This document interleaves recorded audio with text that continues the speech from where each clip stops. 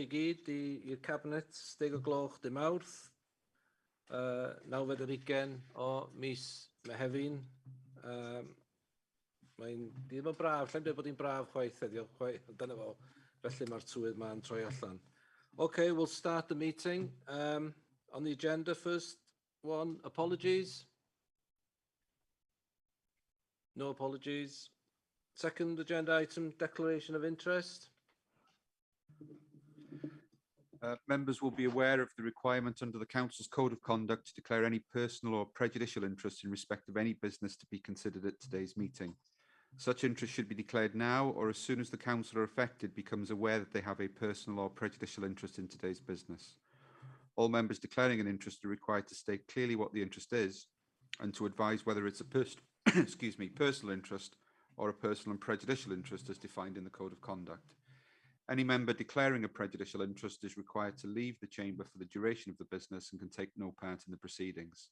Members with a personal interest only may take part in the debate and any vote.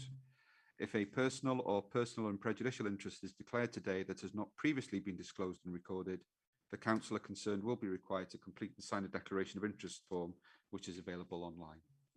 Diolch, Gary. Is there anybody there who wants to declare an interest?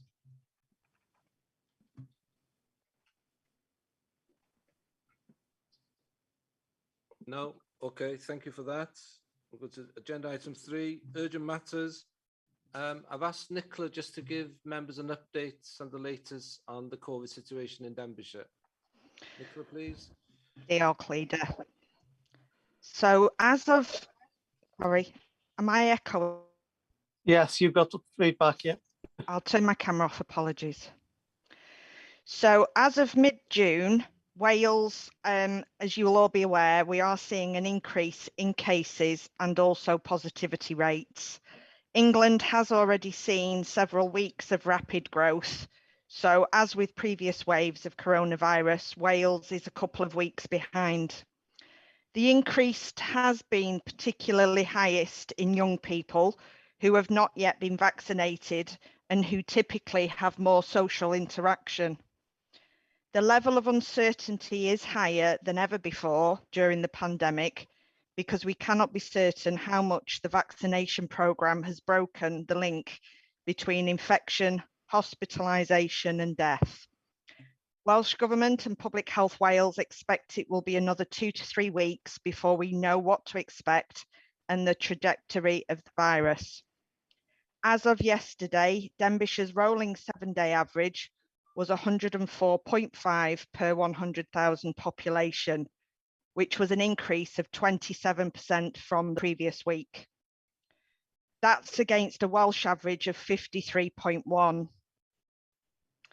5 of the 6 North Wales local authorities are above the Welsh average. In Denbighshire, we are starting to see increases of positive cases in care homes and also in schools. And we do unfortunately expect this to continue. At the moment, though, there is a data lag, so recent figures are expected to be an actual underestimation of the current position. And as always, members, I will keep you informed as the situation continues. Diolch. Thank you, Nicola, for that update. I think that it's timely that we do update members as much as we can at this present time, and I'm sure that you will update with more detail should members require over the next few days and weeks. Thank you for that.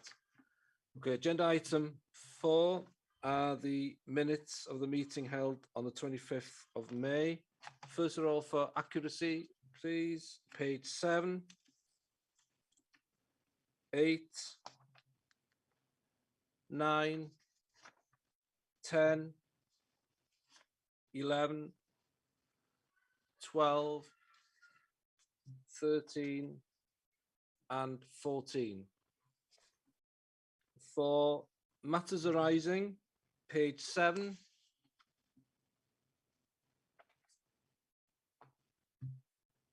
page 8,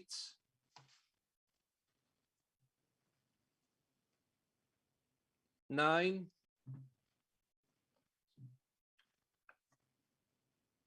page 10,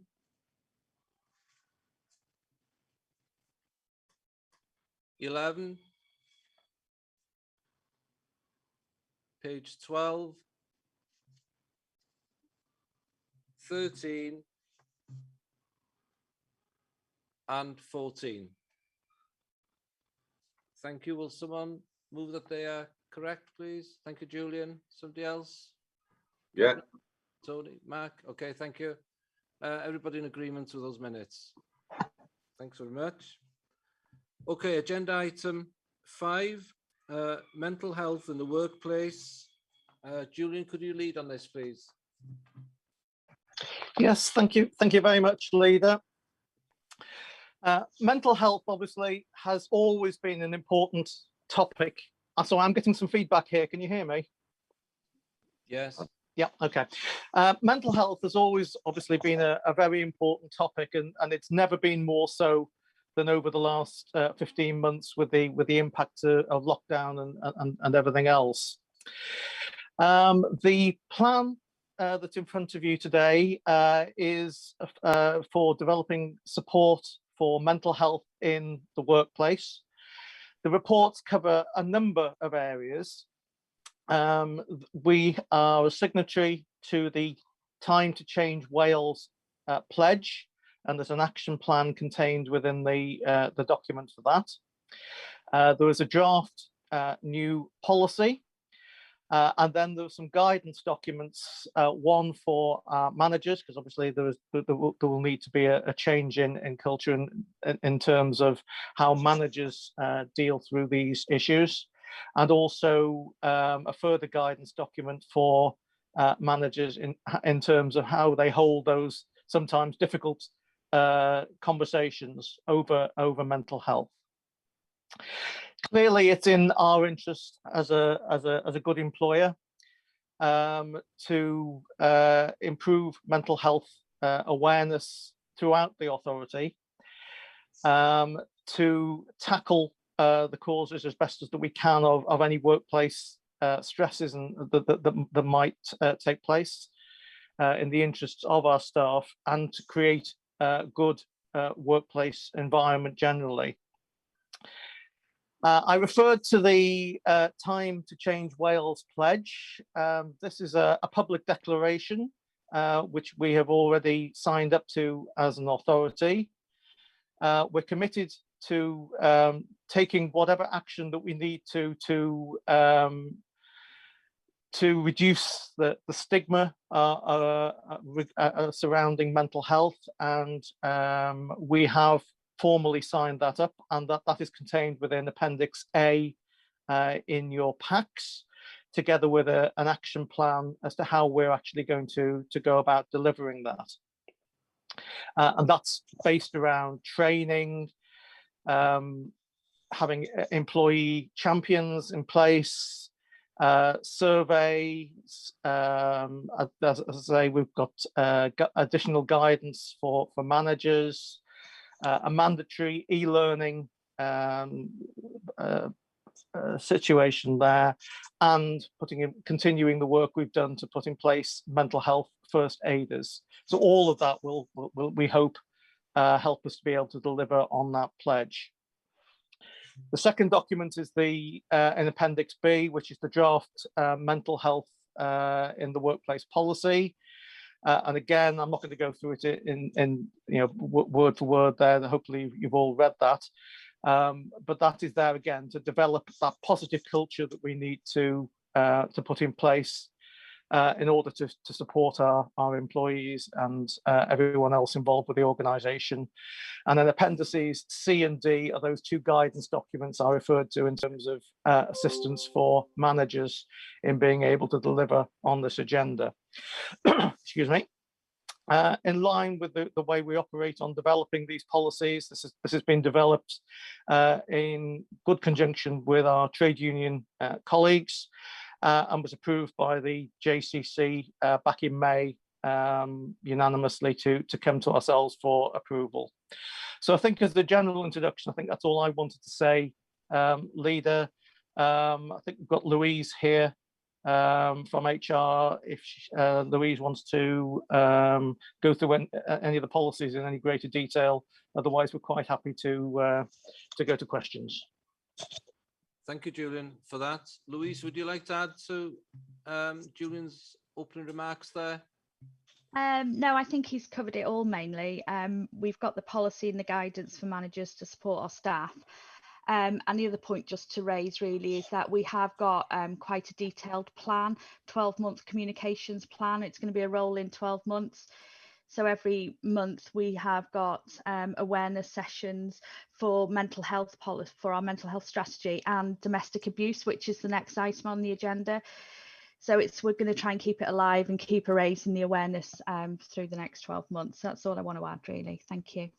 Okay, thank you for that. Okay, I'll open up to questions from Cabinet members.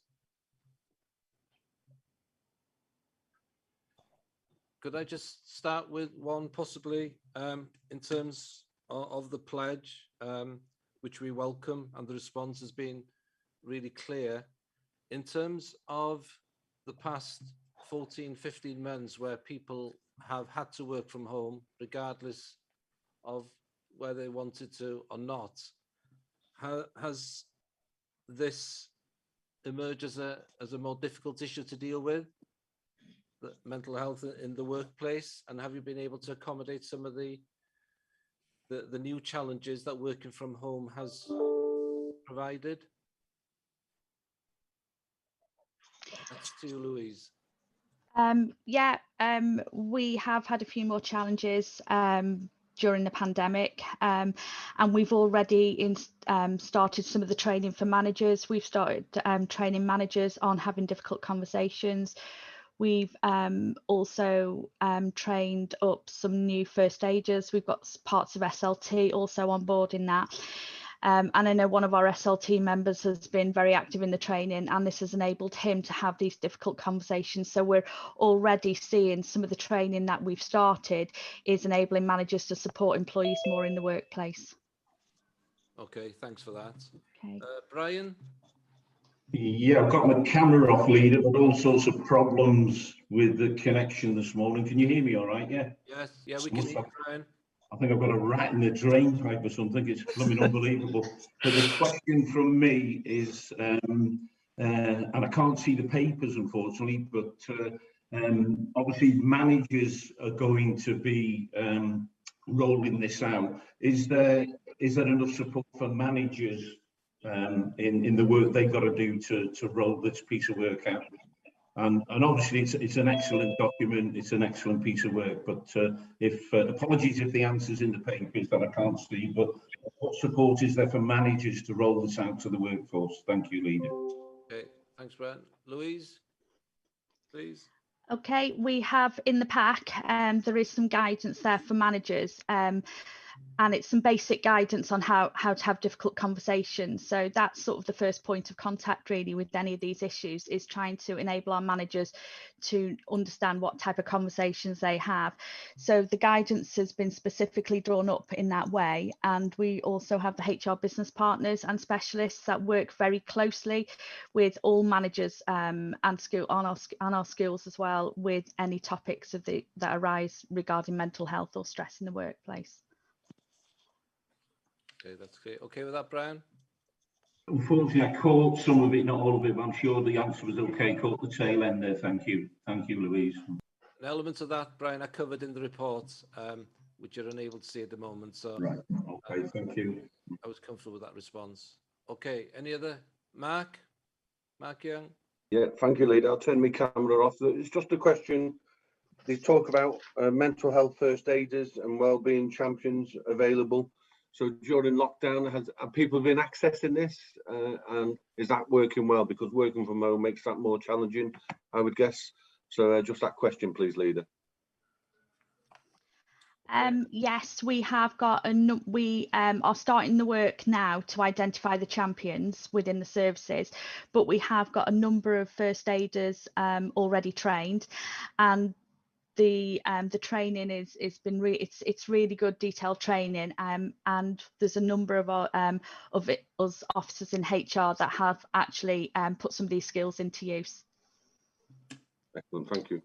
Okay, Gary, would you like to come in? Just to add to that, at a recent Middle Managers Conference, we were talking about the things that services were putting in place to enable them to have managers who are able to keep in touch and check on people's well-being. And there's a number of good practice areas across the council where managers have been innovative with their teams and created spaces in the day where they can sort of have a catch up and a chat, not necessarily just about work issues, but just to make sure that everybody's okay and that they've got somebody to talk to. Good. That's reassuring to hear. Thank you, Gary, for that. Okay, any comments from cabinet members? Of the cabinet members? If I may, Leader. Who? Yes. I'm very encouraged to hear, you know, that there is the support for managers. But this type of thing, you know, is a bit like a game of snakes and ladders, isn't it? You're up and down, and depending where you're at in life. And what I'm wondering is, how do we benchmark what levels the managers are at initially, rather than just saying there is support and training available? How do we understand the competencies of those managers to be able to deal with this? Because when you're managing this, you know, the snake up and down the ladder, depending on what your department's like, it's quite difficult. Okay, thanks for that. Louise? Okay, we are intending in September to do a survey out to all staff. It's going to be a quite a small survey, but it's going to try, what we want to try and do is get the understanding of the organisation and where we're up to in terms of mental health now, and then we intend to be able to measure it then either on a 12-monthly or 2-yearly basis to see that all the support and everything that we're putting in place to see what impact it's having. Okay, who with that? Yeah, diolch yn fawr. Okay. Any other questions, cabinet members? Right, I'll open it up. And questions from members?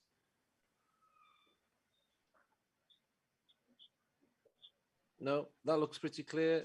Okay, thank you for that. Julian, could you take us through the recommendations, please? Yes, of course, Leader.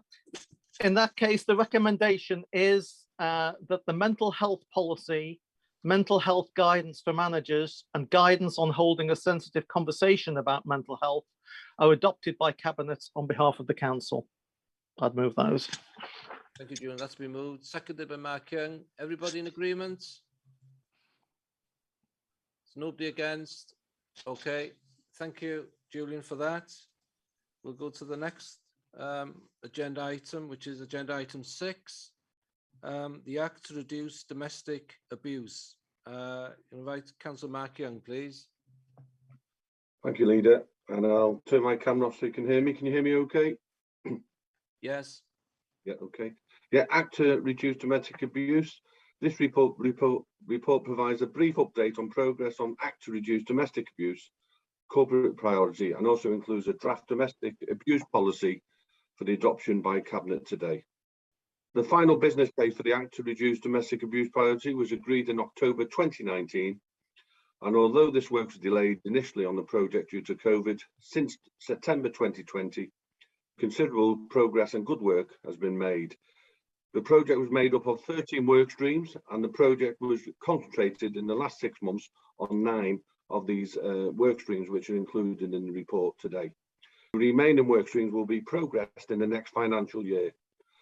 Officers from the most services and our trade unions have been involved in the project over the past few months, and the project board would like to thank them for all their work they have done in progressing this important priority for us. Denbighshire County Council condemns all forms of abuse and violence and recognises that it's both a crime and unacceptable. Denbighshire County Council committed to developing a workplace culture which there is zero tolerance for domestic abuse or violence, and recognises the responsibility for domestic abuse or violence lies with the perpetrator. We aim to create a safer workplace by understanding the risk and consequences in the workplace for victims and survivors of domestic abuse or sexual violence and raising awareness. The Council is committed to supporting employees experiencing domestic abuse or sexual violence. However, everyone will have a role to play when dealing with any form of domestic abuse, and employees experience any of these issues, they are encouraged to confide in someone they can trust. I'm happy now to take any questions on this, and I'm sure Gary and Catherine are here to take questions also. Okay, thank you, Mark, for that. Andrew, did you want to add anything to what was said there by Mark? Not really. He's covered a lot of the things. Just in terms of the policy, really. It's you know, we've had to create. We've already got a domestic abuse policy, but we've had to review it, obviously in line with things changing. Again, more remote working, agile working, and things like that. But the main topic of the policy, the new thing we're implementing is hopefully the 5 days domestic abuse leave we'd like to introduce for employees. So that's important to note in the policy. And again, the policy does cover the key responsibilities of managers, HR, again, employees. And then the policy also covers the appropriate training which we're going to implement as well. And at the back of the policy is a huge section on guidance for managers to take them through how to deal with all different scenarios and the advice, guidance and support and contact details again at the back of the policy. So it is quite a thorough policy, but one that is needed. That's all I've got to say on that. Thank you. Yeah, agree with that. Thank you, Andrew, for that. Okay, I'll open it for questions from Cabinet members first of all. Yes, leader. I've got my hand up there. I don't know if you can see it. We can hear you, Brian. It is there, is it? Yeah. If I could ask the question, obviously it's been delayed. I heard that from the lead member that it's been delayed, this report and this policy. But during COVID, I dealt with a couple of unfortunate abuse problems. So we needed it in COVID because it was nationally accepted and beyond that because of COVID, these unfortunate incidents became more commonplace. So the question is, we can't blame COVID for the delay. So why was there a delay? Did we put enough resource against it? Surely it can't be COVID the reason why this work's been delayed.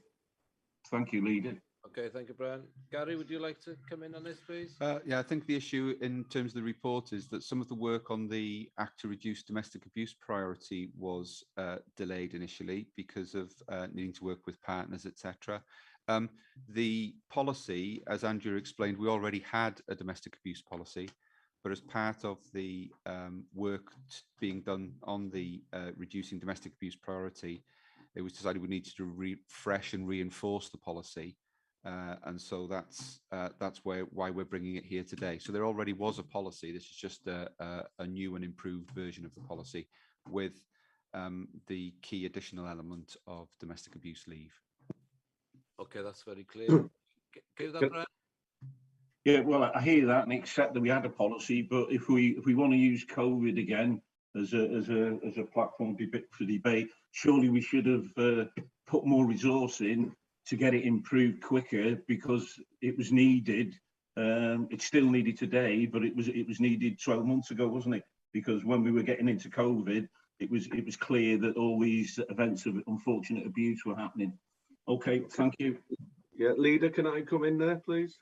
Yes, Mark. Yeah, so although the policy has not been updated, and Councillor Jones is right, the amount of reports for the domestic abuse has gone up. It's still being dealt with.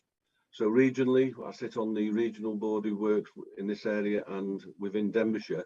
So yes, there's more work, but I've got to say, when members have come to me or residents and have reported this to the police or social services or education, it's been dealt with promptly and professionally. So the policy, yes, is delayed, but the work has carried on and this will help it, but the work has been good and the work behind it has not stopped. Yeah, that's clear. The assurance I've got from those conversations, Brian, is that the policy might not have been there, but the work and the understanding of the impact of COVID clearly was, and the reaction and responses required were there in practice within the organisation.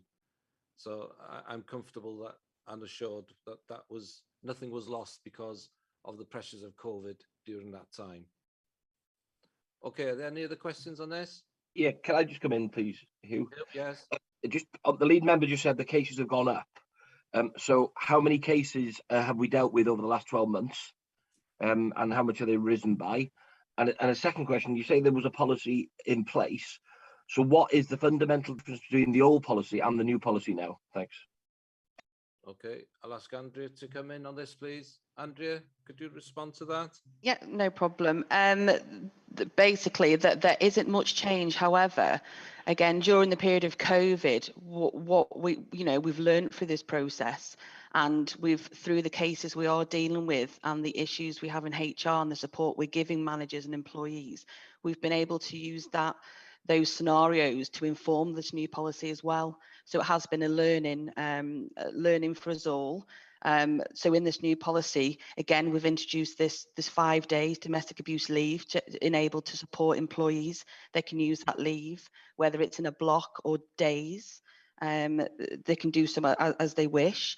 And then there's a section for guidance for managers in this policy to really help managers through the process. And it covers things like the risk assessment there. They would need to do with a member of staff. That's the first thing they should be doing.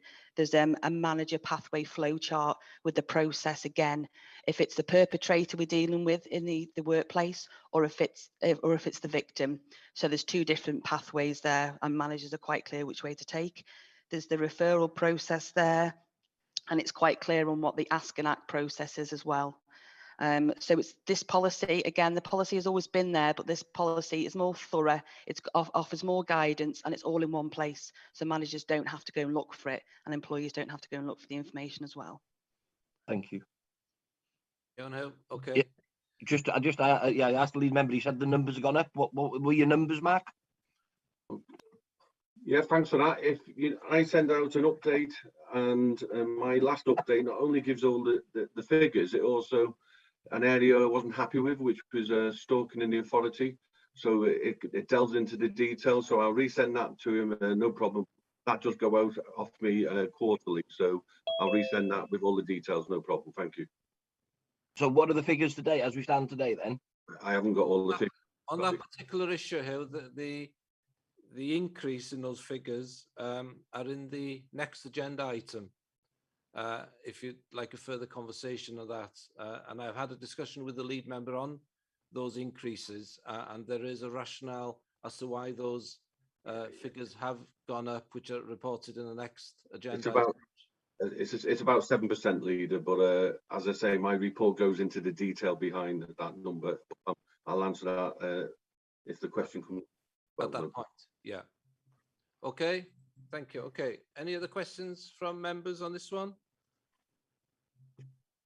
Yeah, if I can jump in again, the lead, just to tie up the loose ends. And so for clarity, then the lead member is happy with this, the way it's going, where it's come from, and the way it's going to go forward. He's happy, is he, the lead member? Okay. Yes, Brian. Obviously, the fact that we're talking about it is good, because it is one of them topics people, shy away from. So I believe we're all having an open discussion about this. That, I'm guessing, in the future will mean people report it more, but I think it's important to deal with it. We understand what is the real cases in our authority, but I'm happy that the work gone in, and I think people are coming forward more, and I believe we've got the partnerships in place and the internal skills to deal with it better moving forward. Thank you for that, Mark. Are there any other questions from cabinet members? Okay, I'll move this to members. Any questions on this one? No? Okay, thank you, Mark. Can you come to the recommendations, please? I can, if you just give me. Okay. Just 1 second, leader. There we go.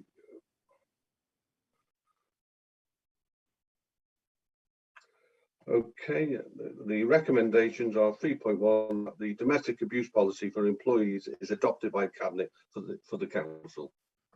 Okay, that's been moved. Someone second that? Tony, second it. Everybody in agreement?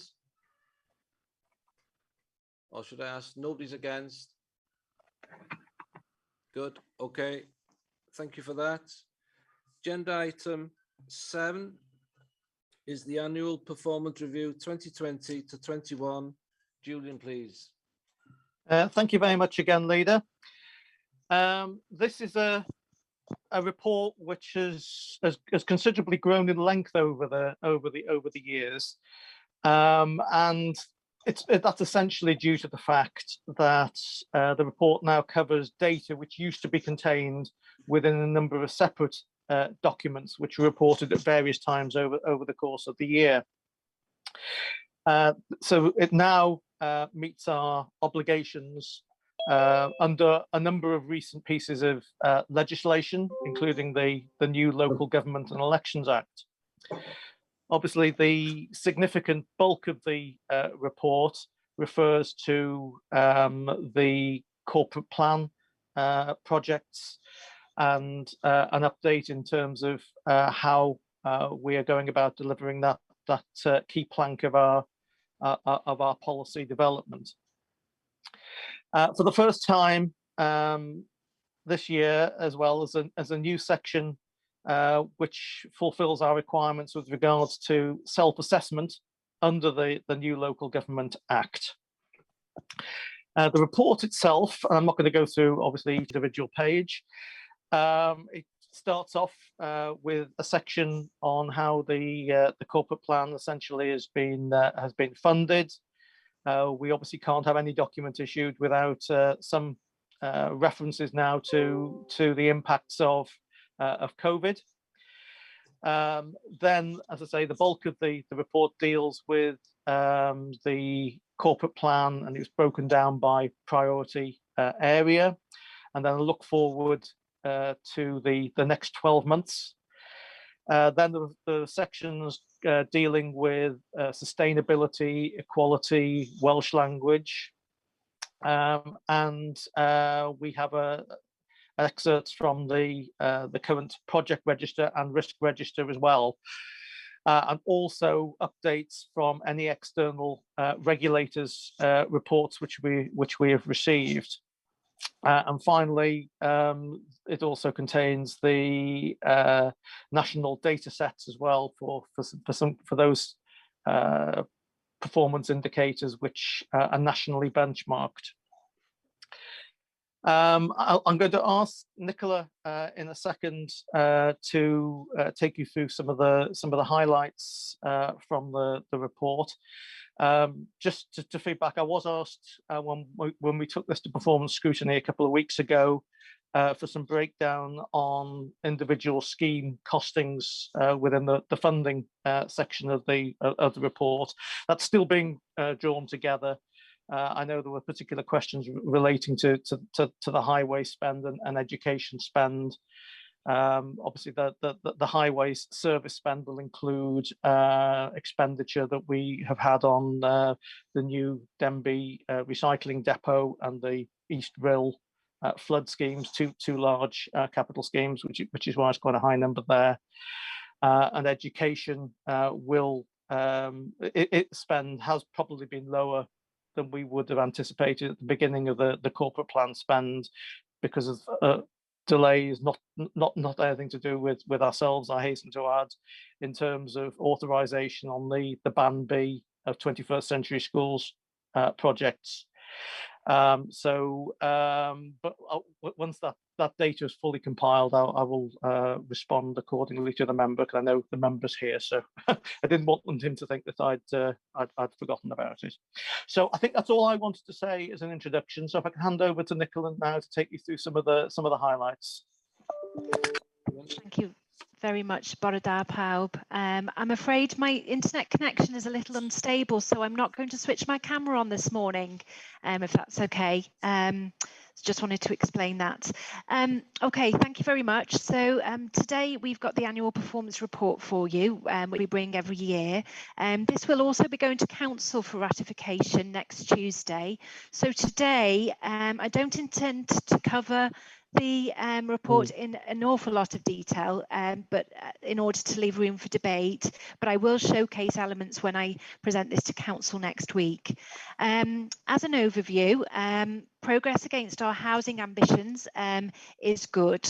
Although numbers on the SART list are increasing, we're working to understand the reasons for this and potential solutions, and there is a cross-organisational working group that's established to look at the reasons for the increases in the people who are on the housing waiting lists. At the start of this corporate plan, we committed to providing over 1,000 new homes, and we are on track to deliver that. We've already exceeded the target that we set ourselves in relation to the provision of affordable homes. In terms of council homes, we committed to providing 170 extra council homes by the end of this corporate plan, which is March of next year. We are broadly on track to have identified all of the units for either building or converting into council homes, although there may be a little bit of a delay in the actual delivery of those units as homes, largely due to pressures of COVID and social distancing required on sites. In the future, for the next financial year, some highlights include the fact that Denbigh Extra Care home should be open in autumn 2021, and we will also start work on site in Ruthin in the next year as well. Our Connected Communities priority is largely about infrastructure, both in terms of roads and also digital connectivity. At the moment, it's showing as a priority for improvement. That's largely due to road conditions and also the availability of broadband in the county. I must say that the percentage of road conditions that are in good condition this year has improved compared to last year. Nevertheless, it does remain a priority for improvement. In terms of the future, I would say that projects to develop digital networks are progressing well. There's a lot of momentum behind them. And we've also got a project planned for the next year to improve events infrastructure. That's a project that was on hold during COVID, but now is in a position to recommence. So there is a funding round that's just about to be opened, actually, available to communities that will enable them to bid for funds to improve the infrastructure that they have to enable them to host events in their areas. Community resilience priority features a lot of projects that both are designed to enhance both individual and also community resilience. Some of the key projects here include tackling domestic abuse, which we've already heard about, supporting carers, and we've already successfully delivered a project to create integrated community resource teams to deliver seamless health and social care services. That project is now embedded and mainstreamed. So there's been lots of projects that have been completed this year, and there's been some good progress against that priority. With the environment priority, there's been a significant development over the last 12 months in that we've adopted a climate and ecological change strategy. We're working on flood defence scheme in RIL, and in terms of energy efficiency of council homes, although we hope to achieve 70% by the end of our corporate plan, again, some COVID social distancing restrictions have made that timetable challenging. There have also been some changes in terms of directives or goals from the Welsh Government. Their goal is now even more ambitious than our original goal of ensuring that all council properties have an energy efficiency rating of C. So our ambition may be reviewed in the future. And our final priority is around young people and enabling them to achieve well academically and also in terms of jobs in the future. With this priority, it's fair to say that the current and the future outlook is quite challenging at the moment. Youth unemployment is very high, and actually Denbighshire's rate of youth unemployment is higher than the Wales average. However, there is a lot of activity in place to try to address these challenges. We've got Working Denbighshire, a work start scheme, and also a community benefits hub has been established in the council to secure job and training opportunities and prepare young people in our county to take them on. Education data hasn't been collected either this year or in the last academic year, but monitoring this in the future for telltale signs of the COVID impacts will be important. Okay, so that's my summary of the priorities. I'm going to hand over to Yola now, who's going to talk a little bit about a new section of the annual performance review, which is the corporate health outcome. And then we'll be happy to take questions. Diolch yn fawr. Thank you, Nicola. Hope everyone can hear me okay. So, as Councillor Thompson-Hill said at the start, this is a report that has to work very, very hard. It is trying to satisfy the requirements of several pieces of legislation. Equality Act, the Wellbeing of Future Generations Act, the old or the outgoing performance measure for local authorities, and now upcoming the new Local Government and Elections Wales Act. So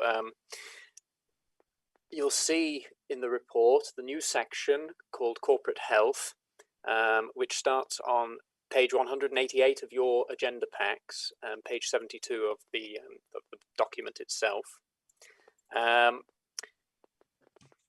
Essentially, we are required now to self-assess our performance against our performance objectives, which is what Nicola's just taken us through, our corporate priorities, but also against our governance areas, and there are seven of those listed in the statutory guidance.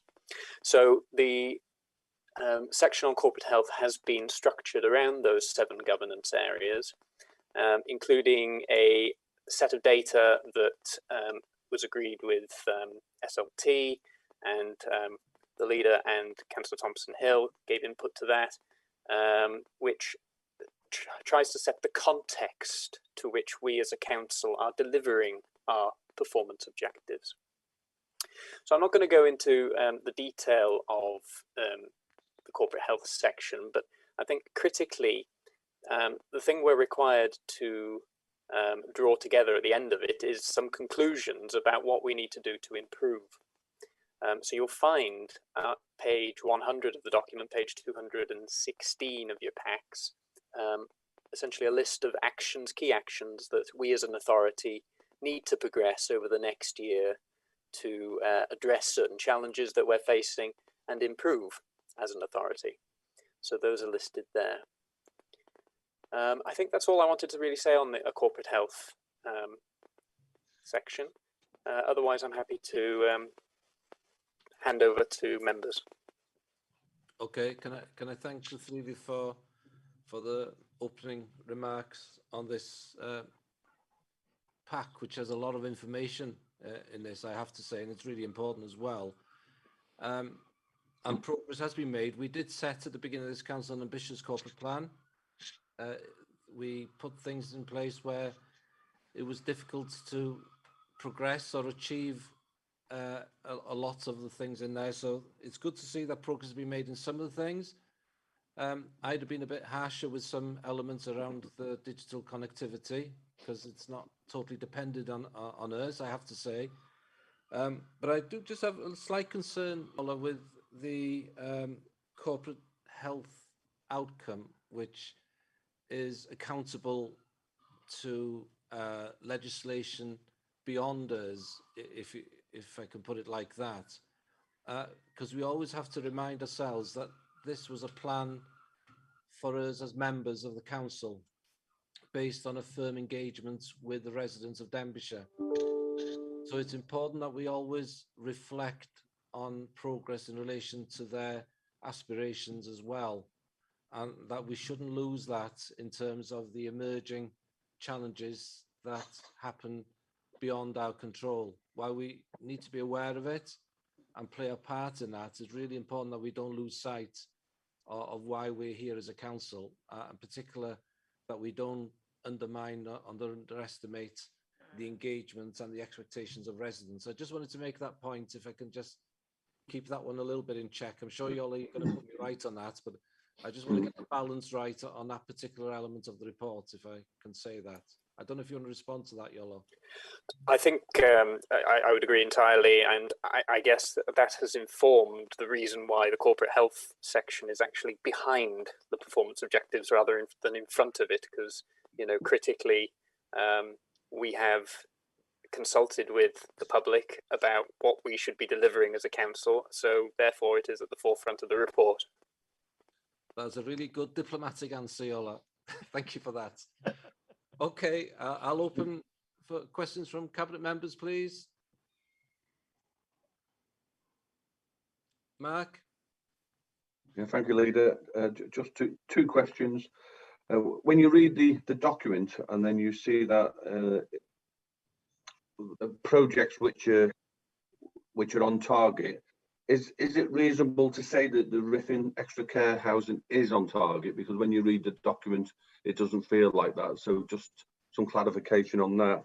And also the City and Vulnerable Persons Resettlement Scheme. So the report correctly says Cabinet endorsed carrying on, and we'd all agree with that. But when it came before Cabinet, there was some concerns on how the refugees' families were accessing health and the quality of their housing. So that was raised, and I just wondered whether the report should touch on that, because it's great that we are looking after these families, but we have a duty of care, I guess, on their well-being. So, or is that too much detail? And just those two questions, please. Thank you. Thank you, Mark. I don't know if Nicola, do you want to respond to that?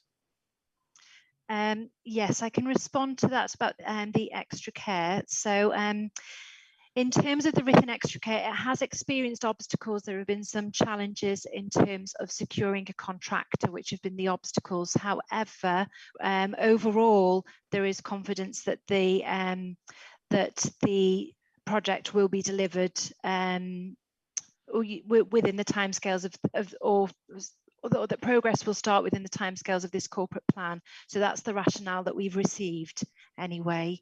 Yes. Yola, would you be able to pick up the Syrian refugee question at all? Thank you.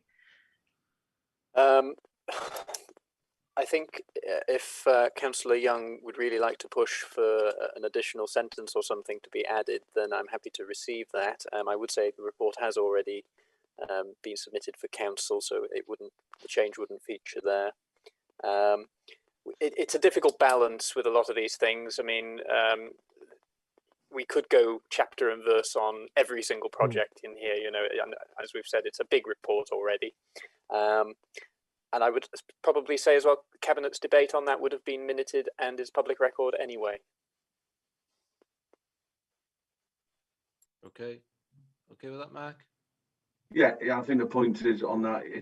So the issues being raised are noted in the minutes, but whether we dealt with it isn't. And I think it's important that officers were brave enough to raise the issues. And I just wondered whether, and I know they would have responded to that, I just wondered if we should capture the response to the concerns. Nicola wants to come in on that, Mark. Nicola? Yeah, happy to look at the report again, Mark, and add any additional commentary. What I would say is that obviously this is our report, and some of those issues are around other organisations' responsibilities, which we have a responsibility to encourage and pursue them to fulfil their responsibilities, but ultimately we can't provide healthcare and so on. So I'll have a look with Yola, and if we can revise the wording to address those issues that you're raising. Deal. Thank you, Nicola. Okay, any other comments or questions from Cabinet members? Yeah, Hugh, just check that I'm on the right report. But the domestic abuse figures, the first line on there's no figures in.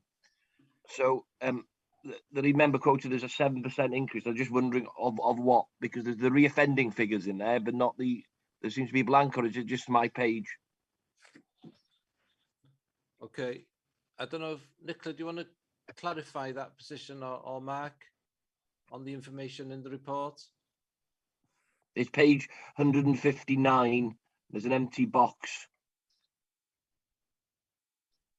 Sorry, just bear with me. I'm just looking up that detail. Hugh. Yes, okay. No, it's the data is actually on the previous page. Yes, the cumulative year-to-date number of repeat victims of domestic abuse. So it's just actually that the description of that indicator has carried over 2 pages. Yes, so the figure is there. Yeah. Okay. Mm-hmm. Okay, who? Yeah. So it's 555 in the last quarter. Yeah. Yes, that's right. Yes, Okay. yeah. That's the number of repeat victims that have been reported. Yes. Okay. So can I just ask a question then? Mm-hmm. In the same quarter, Yes. the year before, it was 517. Mm-hmm. So do we know why the change of trends is? Or maybe Mark does? I don't know. I mean, as I said previously, I did go into detail on the figures, so I can send that through because there was quite detailed analysis on the figures. So happy to send that through. Couldn't give the full breakdown now. It has been done. Okay, so you're going to send the detail behind the facts on that one, Mark? We had the report to full members, and I'll send it out again. Okay, thank you for that. Okay, Nicola, did you want to come in on this, Nicola Stubbings? It was just to say that, you know, there has not been an awful lot of work done on this area, increasing awareness, increasing people's ability to act and ask. So, you know, we would expect to see a change in the figures from previous year. We also have to consider it in the context of the COVID pandemic and people having to remain at home, and the implications that may have also had on the figures. Diolch. Okay, thanks for that. Oh. Okay, anything else from cabinet members? No, okay, good. Members, questions on this report? Yeah. Neth? Os gwelwch yn dda, diolch yn fawr iawn. Social care. I think there was some criticism this year about the level of funding that Denbighshire gives towards social care in homes. Is that being addressed? Is that part of being benchmarked? That's question one. I noted in the wildlife and biodiversity that experiencing obstacles. I wonder if that you could elaborate on that. And then the group that were dealing with plastics in Denbighshire, I see that the work of that group has now closed, reduction in the use of plastics. This would have been very much affected, I should think, by COVID and the increased use of plastics due to PPE and things. Volunteering, in that, where that is mentioned, is there any discussion or is there any noting of partnership with DVSC, because they also run volunteering sites?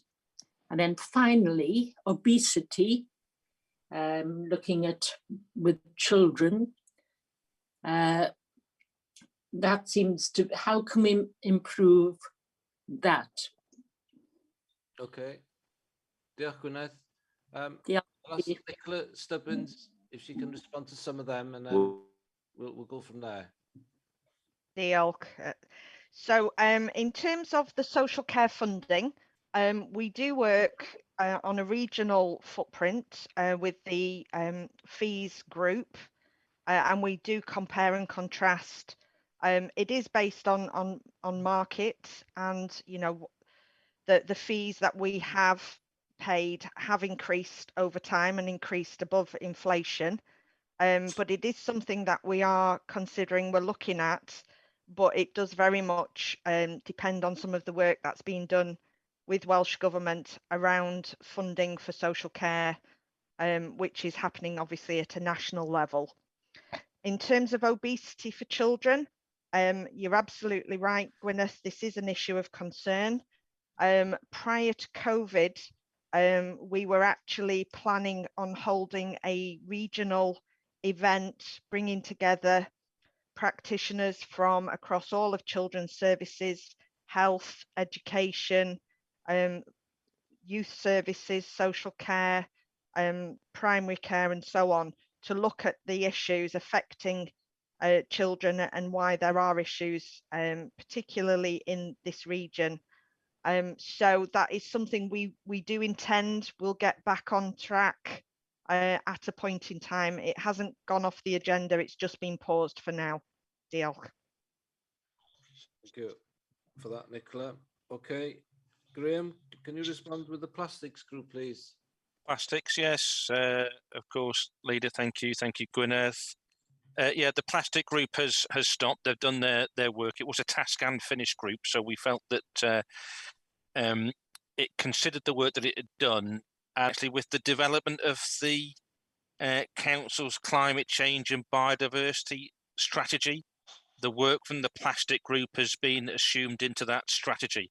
So that's still an issue around reduction of plastic, but it's not got its own work stream now. It's part of the council's wider climate change and biodiversity strategy, as I say, and that's being led by Alan Smith and Helen Vaughan-Evans. So any particular or specific questions may be best addressed to them outside of the cabinet, but reduction of plastic is still an issue for us. Thank you, Leader. Okay, thank you, Graham. On the plastics, the volunteering question, Gwyneth, I would expect that to be working with DVSC. A report did come to Cabinet 2 or 3 months ago, and I'm sure it would refer to that, but I haven't got the clear answer to that for you now. I can give you that assurance. I'll get the answer for you, and unless Nicola Neal has got something to add on the volunteering element and Yes. also the biodiversity, please. Thank you. Yes. In terms of the question around the biodiversity and the obstacles that were being experienced, these were largely around being able to work with volunteers. Some of the planned aspects of the project with delivery were around utilising volunteers, and due to social distancing restrictions, that hasn't been possible. But as restrictions ease, that will be possible. I would say that the obstacles are minor. They don't threaten the project at all. It's probably more a delay in time. So it's just some slight obstacles that were being experienced. And Leader, yes, I would echo your comments in terms of volunteering. Where it comes to Denbighshire services wanting to work with volunteers, then we have recently relaunched our volunteering web pages and a suite of policies to support that, to support the processes, and to support our managers and advertise those volunteering opportunities. We do work closely with DVSC. So within those policies, we talk about how there is a distinction in terms of how DVSC can support with county-wide volunteering, and we will keep each other abreast of how we deal with council volunteering. So yes, that is covered. That is given recognition. Councillor Kensler, diolch. Nicola. Okay, good. Happy sort of tepion? Diolch ar iawn, as long as there's no duplication in the volunteering, for example, with our partners. And the obesity, that is for me a huge worry when I see school children who are definitely overweight. Okay, diolch Gwyneth am hwnna. Any other questions? No? Okay, thank you. I'll come back to you, Julian, please, with the recommendations. Yes, of course, Leader. So recommendation 3.1 is it is recommended the Cabinet consider the report and agree any further actions required to respond to any performance-related issues highlighted within the report. And 3.2, that subject to any agreed changes, Cabinet confirm the content of the draft annual performance review 2020 to 21 excuse me, prior to its approval by council in July. Thank you. That's been moved by Julian. Will someone second that? Tony, I can see a second. Everybody, is anybody against that? No. Okay. Thank you. That's been moved. Agenda item 8, finance reports May 21 to 22, including budget summary reports 21 to 22. Julian, please. Okay, thank you very much again, Leader. As this is essentially the first report for the new financial year, there's not much to report in the ways of the usual comments that I make with regards to variances against budget. So what we've done is we've taken the opportunity to include the budget summary report for 21-22 as Appendix 1 to the report, which basically details the entire budget that's been agreed for this year, broken down by service and by update. There's an update in there on the currently approved capital plan and the currently approved HRA and housing capital plans. Appendix 2 to the report is the more normal summary of the revenue budget for 21-22.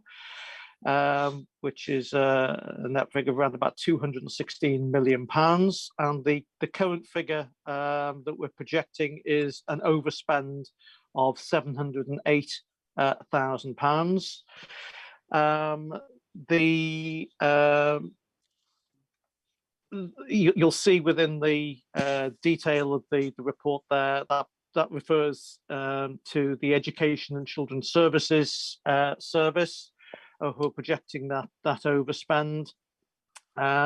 It's primarily due to pressures as normal in this particular area on placements and independent fostering costs, offset by some savings from staffing and an assumption of receipt of some Welsh Government funding as well. In terms of the COVID support, be aware, obviously, over the last 12 months, as I've been reporting, that we've received the best part of £23 million from Welsh Government to support both the additional costs we incurred and loss of income.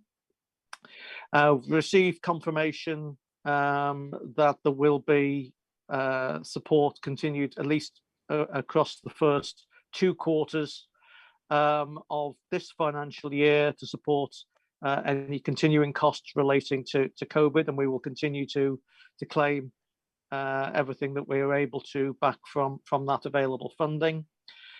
Leader, hopefully you'll be able to confirm the Welsh Government Finance Minister was at a WLGA meeting that we both attended at the end of last week, when she confirmed that obviously subject to budget availability, that that would continue, it provided the need was still there. So there has been some limited assurance, if necessary, that might continue beyond the first 2 quarters of this financial year.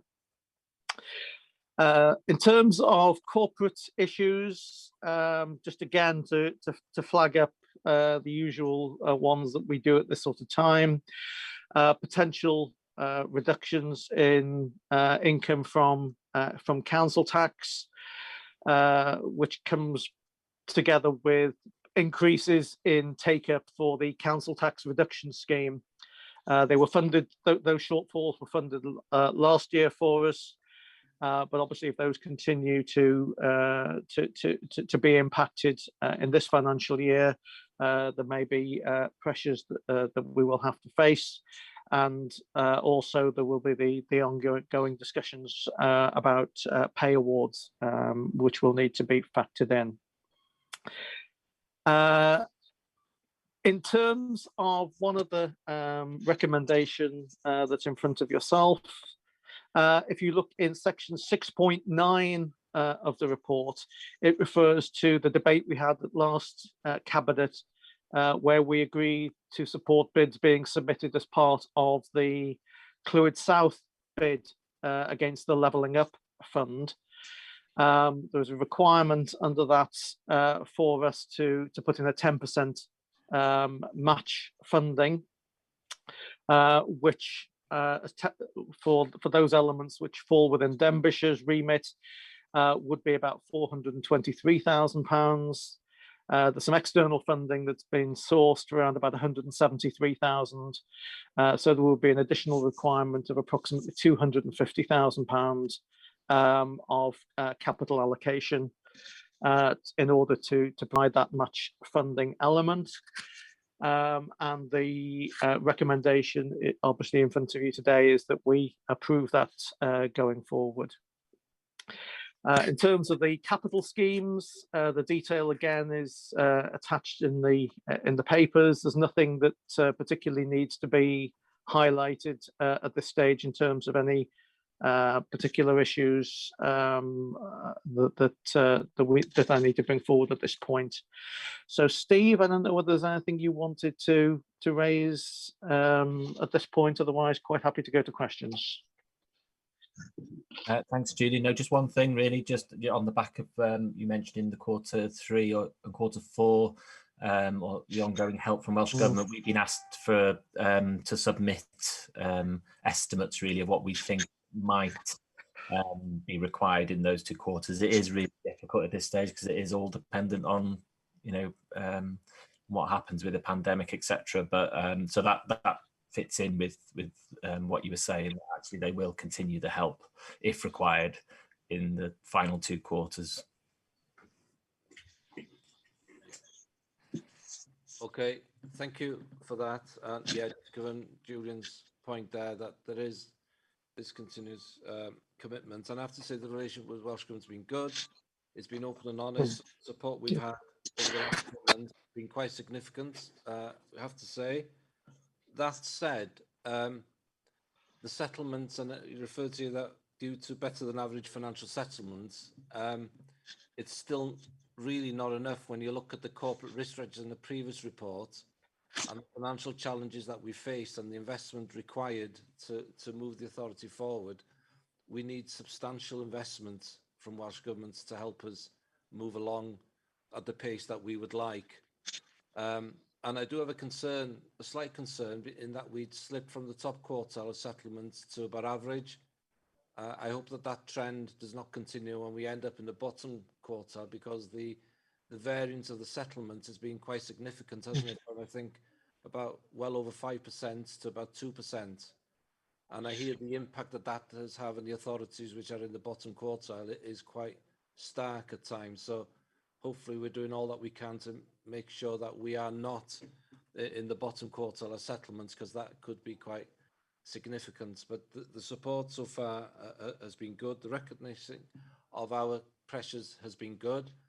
I did take the liberty of asking the First Minister in a LLJ meeting if there is a possibility that we could have a 1 to 3 a 3-year settlement as opposed to a 12-month settlement. And the response was, well, it depends what Westminster does.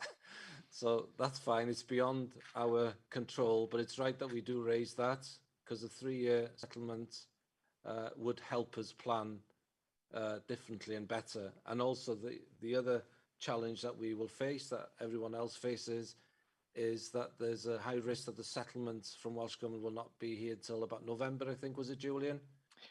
Just before Christmas, same as last year. The Minister was indicating, yeah. But that in itself poses a challenge in terms of how we plan this particular budget on assumptions and trying to work it out during the year. So there are still difficulties in there, but all in all, I think the report is very thorough and clear in terms of how we've approached the budget setting within Denbighshire. So thank you to the officers and Julian on this particular one. Okay, are there any comments or questions from Cabinet members? Yeah, thank you, Leader. Just 2 questions from me. The first one is, in the budget today, there's a figure in for the Clwyd South, is it? So I'm just wondering if the other bids, Clwyd West and Feddwl Clwyd, need any additional funding. How do we deal with that? Because I know we've got that one in place, but we know there's potential for others. So how would we deal with that? And then 6.2 corporate budgets, although I know it is difficult to quantify, how you have to put some risk in. So how have we dealt with that? Have we put a worst case in and best case? So 6.2, although it's hard to quantify, I'm guessing that you've in your minds and calculations you have got some sort of figure there. So just those two, please. Okay, Steve, do you want to come in on that? Yes, thanks, Chair. Yes, the Cliff South one has come first because of the timing, because we were doing it with Wrexham, but they wanted to put the bid in for June the 18th, I think it was. So that's why we've had to come through a bit of a shortcut route straight to Cabinet. We've done it like that as well, obviously, because I have been tasked with finding funding for the highways. So this is, you know, I think it's just more transparent if it comes through the Cabinet report, if I'm allocating funding going forward for a particular thing. But yes, it's in our planning, it's in our capital strategy that we now know that 10% match funding will be required. I would hope that some of that would come from projects that we're wanting to do anyway. So they'd be in our forward planning, if not in our capital plan, but they would be in our forward planning. So that would be my hope. But yeah, that will all come. We're all working on that over the next 6 months. Corporate budgets, yes. At the moment, we're projecting that the contingency, if you remember from the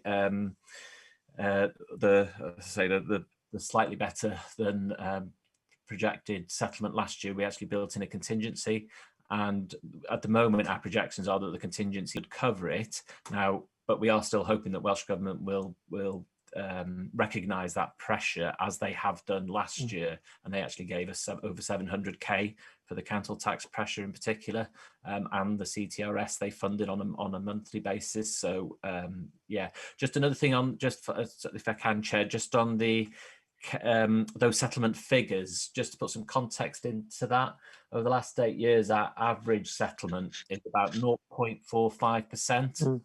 And some really low ones in there as well, -2% are in there. And I think if every year we hadn't everything coming from the settlement figure, we'd be looking at needing more 8-9% every year. So the better than average that are sort of in there of the 3.5-4% type sort of figures, yes, it's welcome, as in it's not a going back to at the moment, or last year, it's not going back to those really low figures. But it's never enough to cover our pressures, because we have inflation busting pressures of social care, pay rise, which is usually inflation, but it's all those extra pressures, social care, waste services, schools investment, all that stuff can't be done just through any RSG increase that we've had recently. Yes, yeah, thanks for that, Steve. Julian, did you want to add anything to that? No, I think Steve's picked up everything on that. I mean, the only thing I wanted to, I suppose, ought to flag up is in terms of the pressures on council tax reduction scheme. I think we just need to remember that whilst additional costs from additional take up of the CTRS over the last 12 months as a result of the pandemic have been funded, and we hope will be funded this year. But we also do, I think we just need to bear in mind that that was a budget that was already substantially underfunded before we went into that scenario, and we have to put additional, and we've had to be putting additional money into the budget each year. Well, pretty much since it became part of the RSG. In order to pick up that tab, so that will only be exacerbated at some point. That additional financial support will drop off, so we just need to bear in mind that from the pressure point of view. Okay, thanks for that, Julian. Brian? Sorry. Yeah, thank you, Leader. A couple of things from me. In the pack there, referenced the homeless, and I know we had a bit of a session on it a few weeks ago. And there's a note there in the pack about SLT looking at it in some way or another. It does worry me about the gathering pressure on homeless, bearing in mind eviction and notices supposedly are coming back into play on the 1st of July.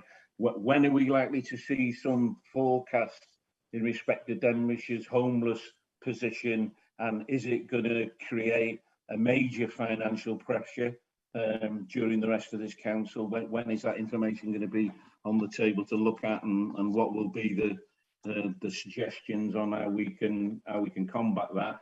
And then a couple of other little questions to a lesser extent. Page 275, acquisition of a boat crane at Rill Harbour. Is 170 the correct figure there? I didn't seem to think it was that high, but I'll apologise and stand corrected.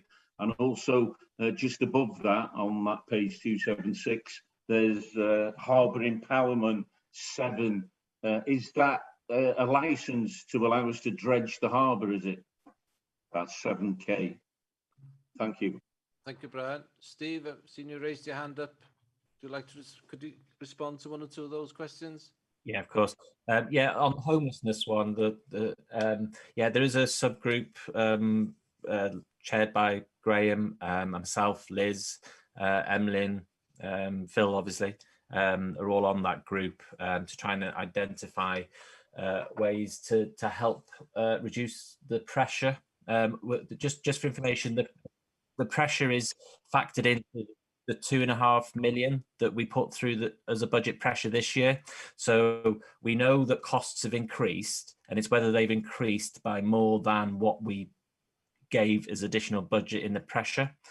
And when Phil comes to the budget board every autumn with a paper, you know, because we generally expect the service to require additional resources, not just from homelessness, but homelessness is a big driver behind the pressures. They'll come with that detailed calculation.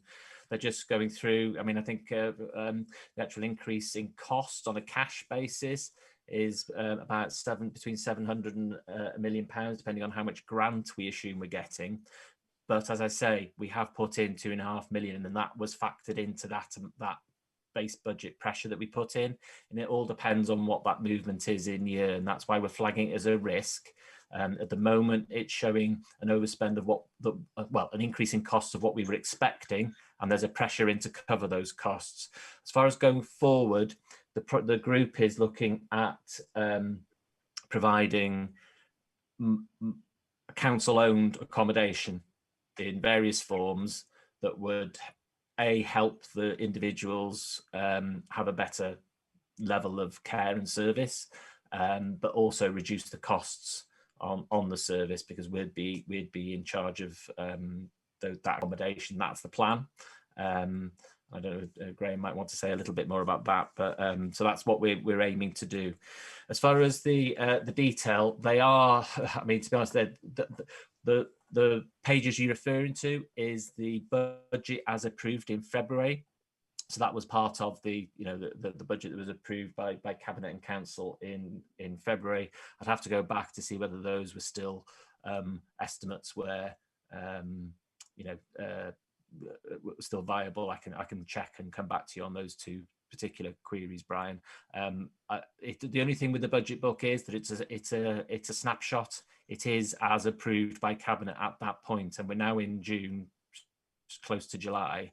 Things change. Environments have been done on the revenue budget, so that's the only sort of note of caution on that on the budget summary report. It is at a point in time. Okay, thanks. Graham, do you want to add to that? Thank you, Leader. I think in budget terms, Steve's obviously covered it. Members will be aware of our commitment, as Steve has said, to actually procure, buy, purchase our own facilities to house homeless people, as opposed to a lot of what we currently do in terms of the private sector and temporary and emergency accommodation in bed and breakfast. And we actually think we can provide better accommodation for those individuals at a cheaper cost to the council than we currently pay. And the first one of those, of course, is going away from the budget, if I may, but just mention it. The first one of those facilities is one in for 8 families that we have purchased a property, currently renovating it, and it will hopefully be open for homeless families, for 8 homeless families that we own, that we will manage by about the end of this calendar year. And obviously we want to try and do more of that if we can, and probably more to come for members, both cabinet and mags, on our that particular project or program. Really, it's a number of separate projects. So, but it's an interesting piece of work. We're very bold, but we're being brave on that, leader. But I think Steve covered it all from the finance side. Thank you. Okay, thanks for that. Are you okay with those responses, Brian?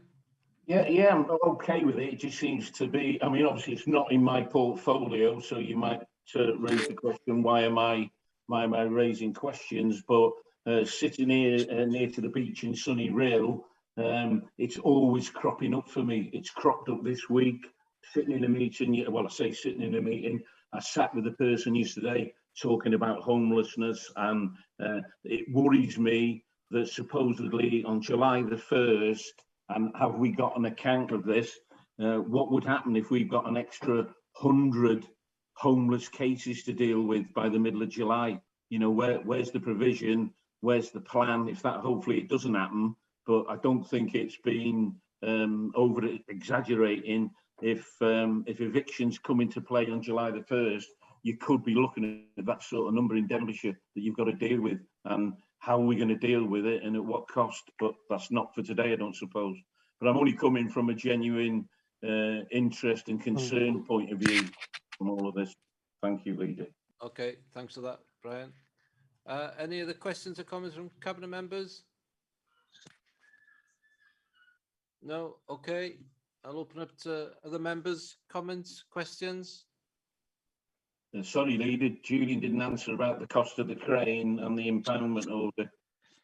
I thought you'd forgotten that one, Brian. No, Oh, right.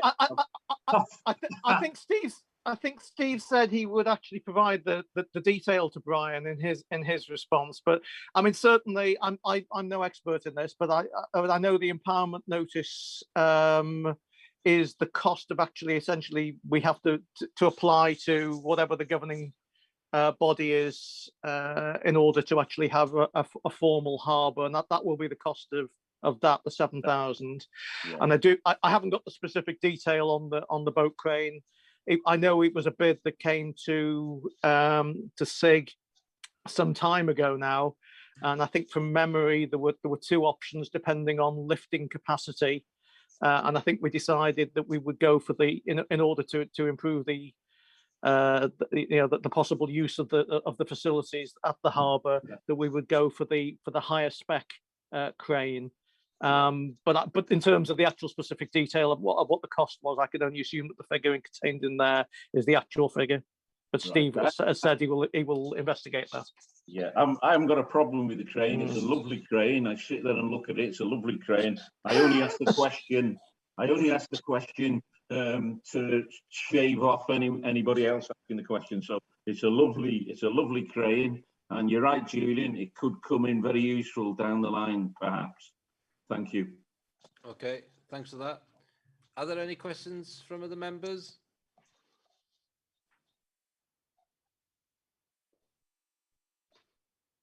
No? Okay, thank you. Julian, can you come to the recommendation, please? Okay, just scroll back up, won't be a second.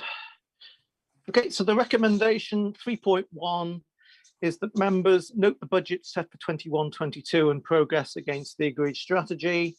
And 3.2, the members approve the inclusion of 250,000 in the capital plan for 22-23 in order to reach the 10% match funding requirement for the Levelling Up Fund Clwyd South bid as per section 6.9. That's been moved. Someone second that? I see Mark Young. Is anybody against?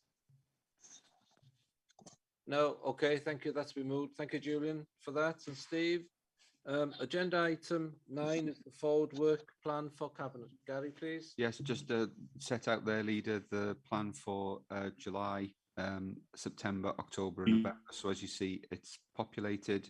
So in July, you've got approval to order contract for delivery of phase 1 of Queen's Buildings, Llangollen 2020, and a finance report.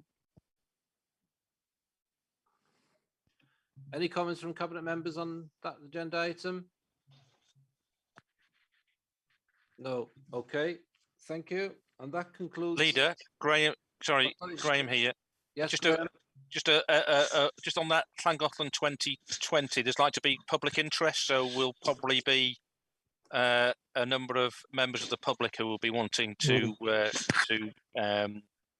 dialing in. Just to be aware.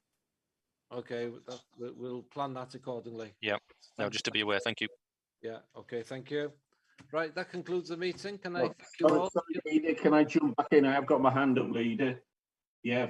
On the forward work plan, yes, Brian. Yeah, on the forward work programme, following on from Graham's comments there about 2020, could we have look at the possibility of actually meeting in the chamber?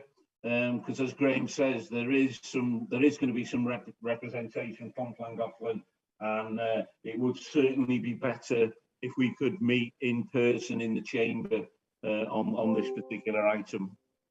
Okay, thank you, Brian. I'll ask Gary for advice on that now.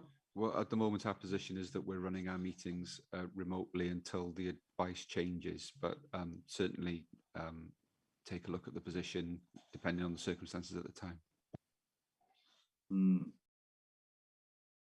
By advice from Welsh Government on this, but we are monitoring it, and if it changes, we'll possibly be able to accommodate your thoughts on that at that time. It's about 4 or 5 weeks away anyways, and so things change, Brian, so we'll keep an eye on that one as well. Okay, no more comments of that? No, end of the meeting. Thank you. You can all go and enjoy the sun now. Diolch yn fawr i chi.